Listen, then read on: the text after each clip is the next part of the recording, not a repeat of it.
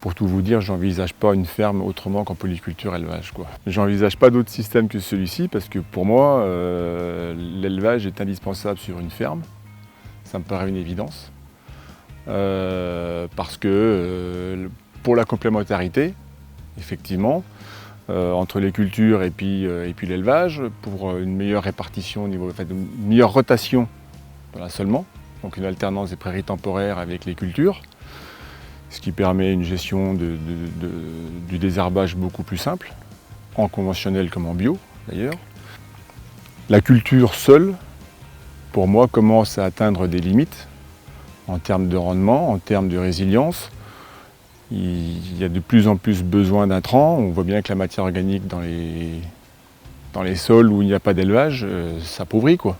C'est la clé de voûte du système. En polyculture élevage, il faut vraiment trouver cet équilibre entre l'élevage et les cultures de manière à assurer des rotations assez longues et où on est à peu près tranquille pour nourrir son troupeau. Enfin, la priorité pour moi, c'est le troupeau.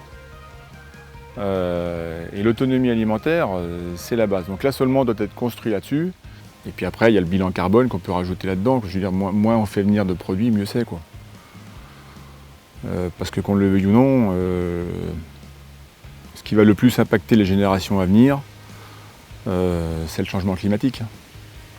Et ça, on est bien obligé, on s'en rend déjà compte, nous, sur nos fermes aujourd'hui et dans les années à venir.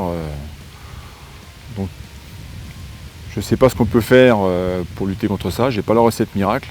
Et tout ce qu'on pourra faire individuellement, ce sera bon à prendre, quoi. Donc en fait, cette idée de polyculture élevage a vraiment un intérêt sur le long terme par rapport à la gestion de la qualité du sol, la durabilité du sol. C'est une réflexion globale et c'est aussi adapter les cultures et adapter l'élevage pour maximiser les interconnexions. Il va falloir rallonger les rotations, c'est-à-dire avoir des successions de cultures non pas sur 3-4 ans mais sur 10-12 ans, en jouant sur la diversité des cultures qui vont être mises en œuvre, c'est-à-dire avoir des cultures de printemps, des cultures d'automne, qui ne seront pas sensibles aux mêmes maladies, avoir des cultures avec un enracinement superficiel, d'autres enracinements profonds, des légumineuses, des graminées, etc. Donc jouer vraiment la diversification sur le long terme.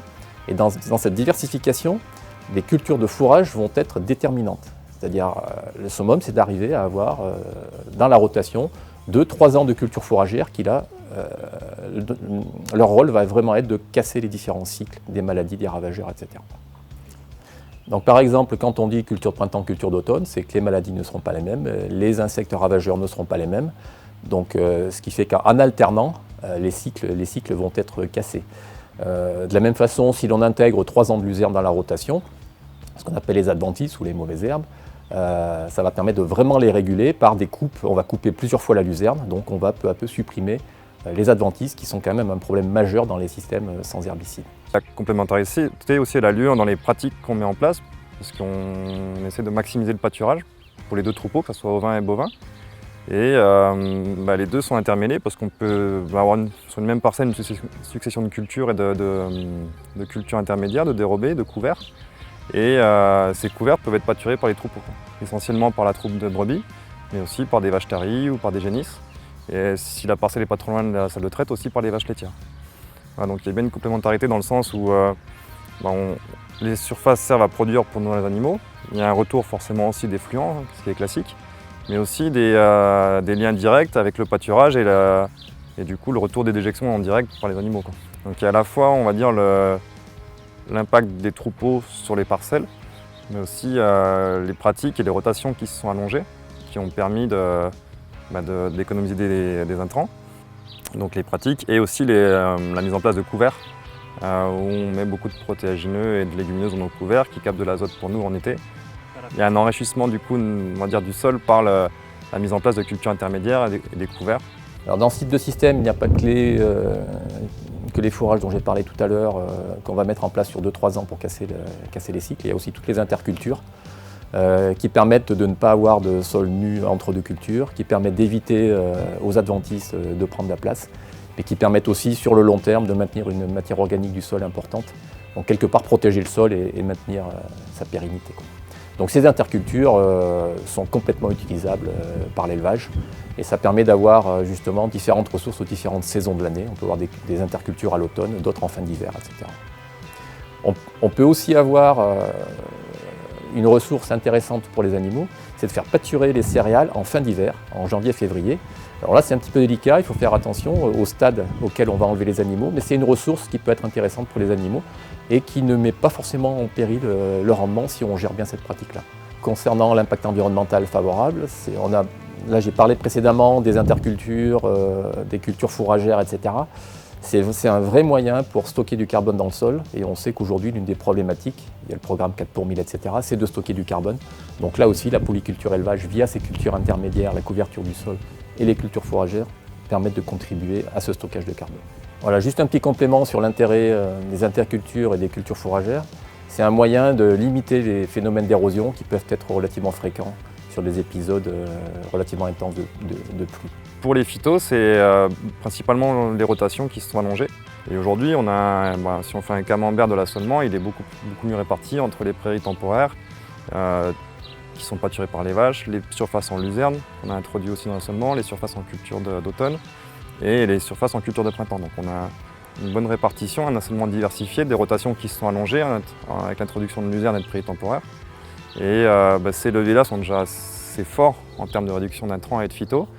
Et aussi, c'est des pratiques aussi alternatives qui viennent derrière sur le désherbage mécanique, que ce soit le binage des maïs, que ce soit le passage de la houe rotative ou la RC trille. Et ça peut paraître aussi un peu paradoxal, mais le semis direct est aussi une des techniques qui nous a permis aujourd'hui de réduire les intrants et les phytosanitaires, principalement avec une technique de semis sous couvert en direct. Il est évident que la polyculture élevage, ça permet quand même, justement dans ces économies d'intrants, si on a un bon équilibre entre les cultures et l'élevage, les engrais pour moi deviennent de moins en moins intéressants, même au conventionnel. Il y a d'autres façons de produire aujourd'hui. Et puis en termes de désherbage, c'est ce que je vous disais, quand on peut avoir une belle rotation longue sur 8 ou 10 ans, moi je peux vous le garantir, parce que c'est dommage, mais on aurait pu filmer les blés il y a 15 jours. Là on a moissonné. On n'a pas fait de désherbage, même pas mécanique. Et pourtant c'était très très propre, quoi. Mais juste en adaptant les dates de semis, et puis avec des rotations longues, de toute façon. Donc ça veut bien dire que si ça fonctionne chez nous, c'est pas parce qu'on est en bio, c'est juste parce qu'on a adopté les rotations et que ça, tout le monde peut le faire. Mais c'est sûr qu'en céréales pures, c'est compliqué de le faire parce que vous êtes toujours en train de gratter vos terres et de jamais pouvoir les enrichir.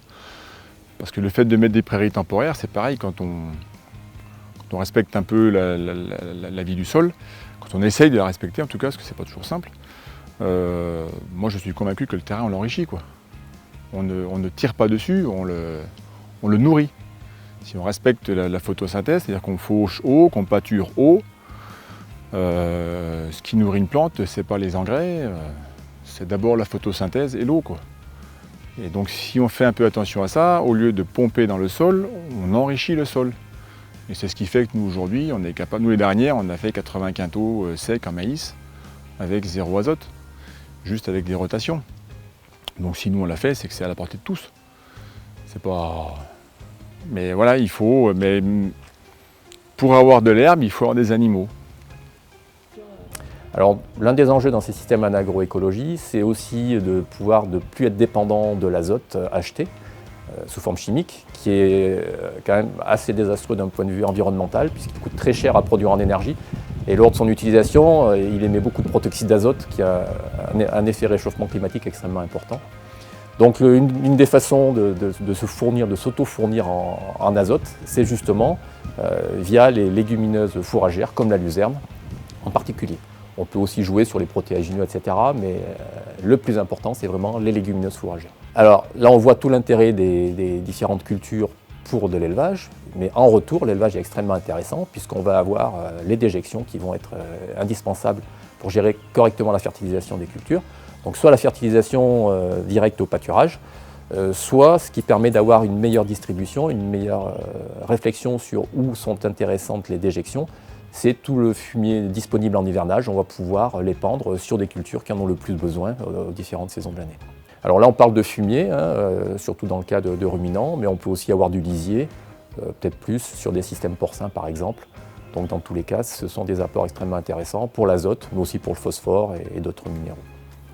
Donc on peut réduire très très fortement l'achat de fertilisants dédiés aux cultures.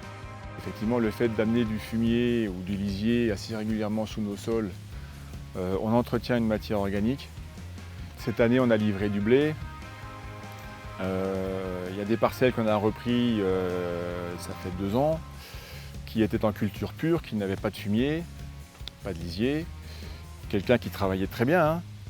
On a livré du blé à 10,9 en protéines. Sur d'autres terrains que j'ai repris il y a 4 ou 5 ans, où là il y avait un peu de fumier, un peu de lisier quand même, là on est déjà à 11,6 en protéines. Et sur une parcelle qui est pâturée par les vaches depuis 10 ans, à côté de la ferme, que j'ai labourée pour remettre en prairie pour faire une rotation, et ben là on sort à 12,4 en protéines. Je crois que c'est la meilleure preuve qu'effectivement, quand il y a du fumier, quand il y a du lisier, quand il y a de la vie dessus, on a un sol qui est plus riche, naturellement. La polyculture élevage, ça permet d'entretenir des sols vivants. Moi personnellement, je suis bien basé sur la vie du sol, tout ce qui est agronomie, tout ça. Donc je trouve que la grosse complémentarité, c'est ça entre les deux, c'est de pouvoir faire des rotations et de pouvoir apporter de la matière organique. Moi je pense que c'est un des principales. Pour moi, on ne peut pas dissocier l'élevage de la céréale, quoi. On a réussi à relever les taux de matière organique, donc c'est plutôt positif, quoi. On a fait des analyses microbiologiques aussi du sol pour voir où on en était à 10 ans d'intervalle et on a une grosse biodiversité dans le sol, des vers de terre au colembole, bactéries, les mycorhizes, on a des sols assez riches, quoi. Toutes ces pratiques de diversification des cultures et d'allongement des rotations sont relativement favorables, on l'a dit, pour la biodiversité, mais y compris au niveau du sol. Le sol, en fait, s'y retrouve vraiment par rapport à ce type de conduite, par rapport à sa richesse, par rapport à son taux de matière organique. On ne peut pas faire de la substitution de pratique, c'est-à-dire si on ne change rien, je prends un exemple, toujours peu importe, sur une culture, si on se dit demain je vais faire du désherbage mécanique, je vais utiliser une versétrie, mais qu'on ne change rien d'autre dans ses pratiques, qu'on n'allonge pas ses rotations, qu'on sème pas. Ici, on sème des mélanges de variétés quasiment systématiquement sur nos cultures.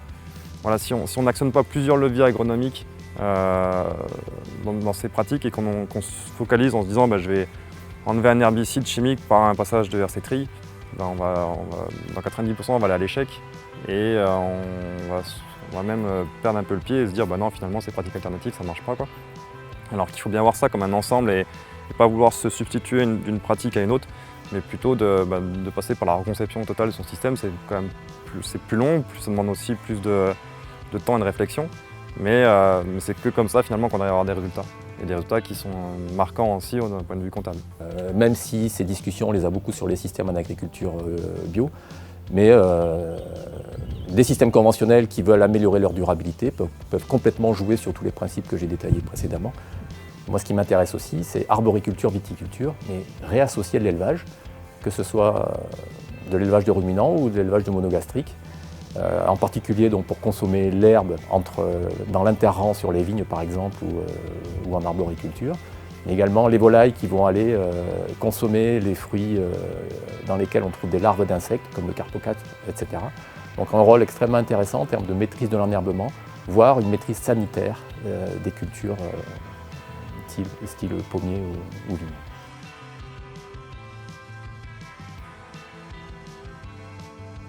On a un intérêt économique à être en polyculture élevage.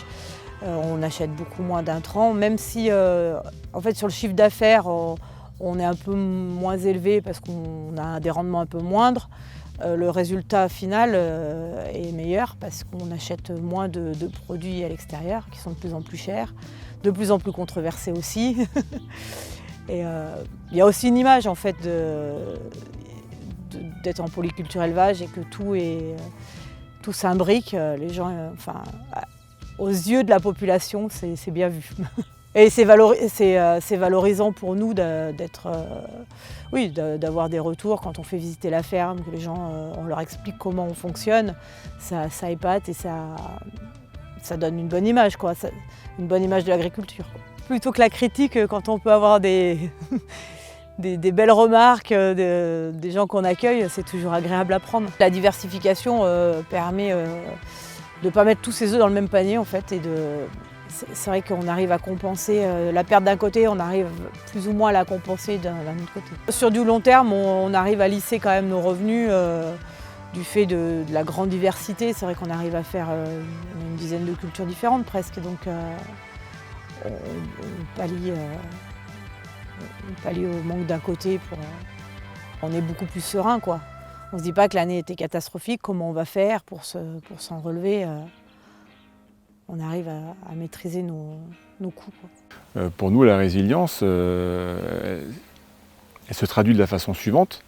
C'est par une autonomie aujourd'hui complète sur l'alimentation, sur la fumure de nos sols, puisqu'on fait des céréales à paille, on récupère la paille qui nous sert de litière pour les vaches, on est en air paillé, et ce fumier est épandu ensuite à la fois sur les cultures, blé et maïs, mais aussi sur les prairies temporaires, on écarte ça à l'automne. Et aujourd'hui, on n'achète plus ni engrais, ni aliments pour les vaches. On produit ce qu'on appelle un métail, donc nous c'est un mélange de grand épeautre, d'avoine et de pois fourragers. Nous aujourd'hui la seule chose qu'on achète à l'extérieur c'est du minéral et du sel pour les vaches, et c'est tout, quoi. Et donc on est beaucoup moins sensible, beaucoup moins soumis aux aléas, j'allais dire financiers, c'est-à-dire que vous ne savez jamais à quel prix vous allez acheter votre tourteau, enfin vous ne savez jamais si, mais quand on a un système où on dépend beaucoup de la matière protéique, et quand le prix du soja flambe, vous le subissez et vous n'avez pas beaucoup d'autres marges de manœuvre, quoi. Donc il y a ça, et puis après j'estime que nous dans notre système qu'on a mis en place, je pense, je peux me tromper, mais qu'on est bien moins sensible aux aléas climatiques également. C'est vrai que l'été c'est de plus en plus sec et donc on a de moins en moins d'herbe l'été, mais par contre la pousse est plus précoce au printemps et plus tardive à l'automne, ce qui fait qu'en termes de rendement, on n'a pas tant d'écart que ça. Alors que la culture du maïs dans nos régions commence à être de plus en plus compliquée et ne se réserve plus qu'aux bonnes terres qui ont un peu de réserve hydrique, quoi. L'autonomie aussi à ne pas dépendre du cours du tourteau de soja dans notre système, elle est vraiment importante. Enfin, à la fois dans cette autonomie-là sur la ferme, mais dans le choix politique de ne pas détruire des milliers d'hectares transformés en soja en Amérique du Sud, alors qu'il y a des gens qui n'arrivent pas à vivre là-bas, quoi. L'aspect plus économique, c'est que l'année où on est passé au pâturage, la première année en 2004, on avait fait le compte, on a économisé 1000 heures de tracteur. D'un seul coup, on enlève 25 000 € de charges. Bien sûr qu'on va en perdre en production, au niveau de production, mais voilà, c'est l'inverse du système conventionnel, qu'il faut toujours plus de vaches pour un lait payé de moins en moins cher. Donc il faut rajouter des vaches, mais il faut aussi rajouter des investissements parce qu'il faut les loger, ces vaches, et toujours plus de maïs, plus d'irrigation, plus de tracteurs, etc. Donc plus d'intrants. Donc ça fait tourner la machine, mais le revenu derrière, il ne bouge pas, quoi. Et les heures de boulot, elles s'accumulent. Voilà. Effectivement, le fait de baisser les animaux, c'est pas une politique qu'on a l'habitude d'entendre. Aujourd'hui, moi je suis convaincu qu'on peut gagner plus en faisant moins. Parce que moins d'animaux, c'est effectivement peut-être moins de rentrée d'argent, peut-être. Mais on peut très bien se trouver avec des animaux qui sont plus à l'aise, on améliore le bien-être animal et on peut compenser la perte de production par soit des animaux qui produisent plus individuellement, soit une baisse des charges, frais vétérinaires par exemple, des vaches qui sont plus à l'aise, donc une meilleure reproduction sur le troupeau. Et souvent, voilà, moi je constate des collègues qui ont des soucis parce qu'ils toujours mettent plus de vaches, pas de vaches parce que moi je fais des vaches, mais c'est peut-être des animaux. C'est pas toujours rentable, quoi. Et souvent, on se crée des charges qu'on n'imagine pas et dont on ne se rend pas forcément compte parce qu'elles arrivent de façon insidieuse, quoi.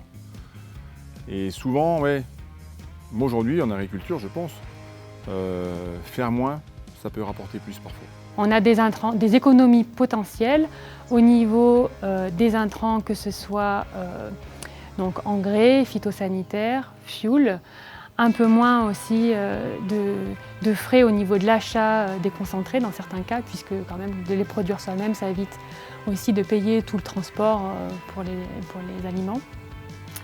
Par contre, après, ça va parfois nécessiter un peu plus de matériel, puisqu'il faut quand même le matériel à la fois pour les cultures fourragères, pour les prairies et pour les cultures de vente. Donc ça va nécessiter quand même une organisation et vraiment un raisonnement des investissements dans le matériel pour que tous les intérêts agronomiques ne soient pas perdus par des investissements qui soient trop importants.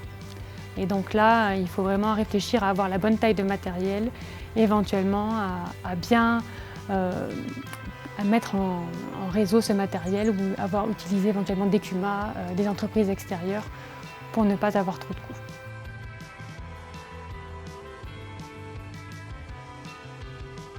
Le travail, si on ne veut pas que ça soit un frein pour la transition dans des modes de production polyculture élevage agroécologique, il faut du coup s'organiser, lever les freins qui sont organisationnels, on en a parlé déjà, c'est-à-dire savoir articuler les différentes tâches, donc anticiper.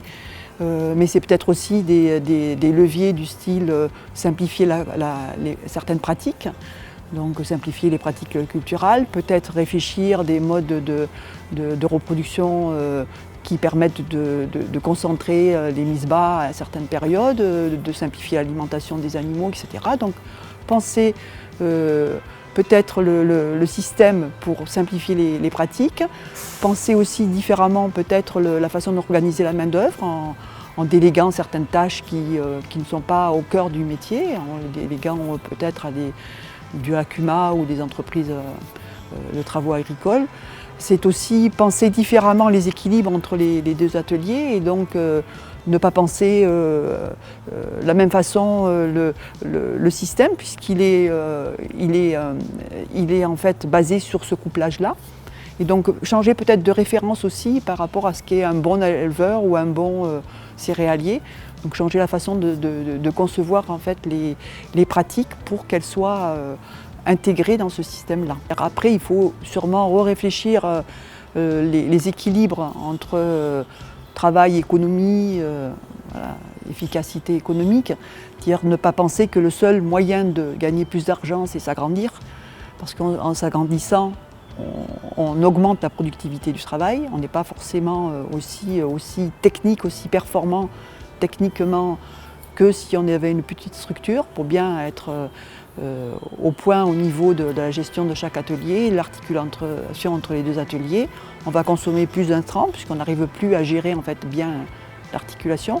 Donc on y perd au niveau économique au bout du compte. Et donc une solution c'est peut-être de réduire cette taille, la taille des exploitations, mais de mieux réfléchir l'articulation entre les deux ateliers et peut-être mieux valoriser les produits issus de cette exploitation-là. Il y a forcément des pointes de travail dans l'année. Au moment, je vous disais, au mois de mai, quand il y a les semis de maïs, les récoltes de foin, et il faut gérer le désherbage. Bon là, il y a quelques journées à rallonge, et puis à l'automne, quand il faut semer aussi les céréales. Et aujourd'hui, voilà, ça se gère quand même relativement bien, à la fois, je vous disais, par le matériel qu'on peut avoir à disposition, soit avec les CUMA, soit avec les entreprises.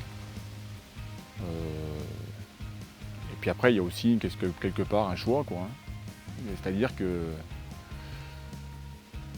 toujours être débordé, c'est qu'il y a un problème.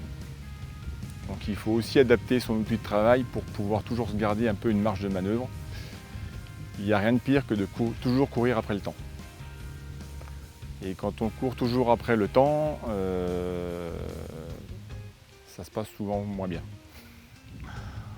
Bon, je sais que nous, on essaye d'organiser les journées et les périodes de travail toujours avec un impondérable, quoi. On ne sait jamais. Pas très loin de chez nous, il y en a qui font des partenariats justement avec des moutons. Donc ils sèment du raigras dans les maïs. Quand le maïs est moissonné, les moutons ne viennent pâturer les raigras. C'est une solution très intéressante. Ensuite, c'est vrai il y a aussi beaucoup de discussions, de réflexions sur la polyculture, non pas à l'échelle de l'exploitation, mais à l'échelle du territoire. Concernant du coup ces aspects spécialisés, il y a certaines exploitations qui préfèrent rester spécialisées pour être plus techniques, pour vraiment avoir le bon matériel, etc. Et ils préfèrent être très bons dans une activité plutôt que moyens un peu partout. Donc un autre courant, c'est de se dire restons spécialisés, mais par contre favorisons les échanges entre nous pour justement quand même conserver cette complémentarité entre culture et élevage. C'est-à-dire que des céréaliers ont peut-être intérêt quand même à rester céréaliers, mais à mettre quelques cultures fourragères dans leur rotation et à échanger avec les éleveurs, à favoriser les échanges paille-fumier, etc., ou à mettre en commun certains matériels.